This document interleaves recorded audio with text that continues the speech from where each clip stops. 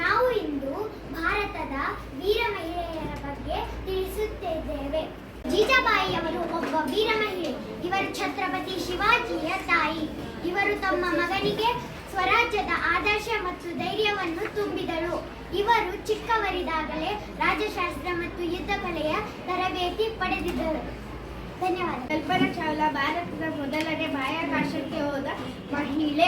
1995ರಲ್ಲಿ NASA ಗಗನಯಾತ್ರೆಗೆ ಆಯ್ಕೆಯಾದರು.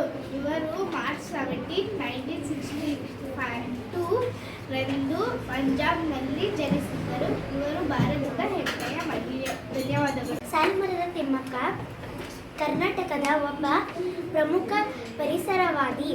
ಮಕ್ಕಳಿಲ್ಲದ ಕಾರಣಕ್ಕೆ ಸಾಲುಮರದ ತಿಮ್ಮಕ್ಕ 8,000ಕ್ಕಿಂತ ಹೆಚ್ಚು ಆಲದ ಮರವನ್ನು ಬೆಳೆಸಿದ್ದಾರೆ.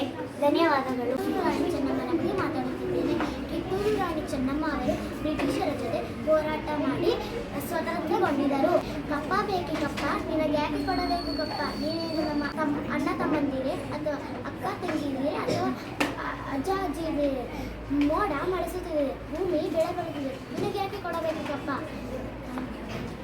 ತನಿಖೆ ಓಬವ್ವ 18ನೇ ಶತಮಾನದ ಚಿತ್ರದುರ್ಗದ ಕೋಟೆಯ ಕಾವಲುಗಾರನ ಹೆಂಡತಿ. ಇವರು ವೀರ ಮಹಿಳೆಯರಲ್ಲಿ ಒಬ್ಬರು.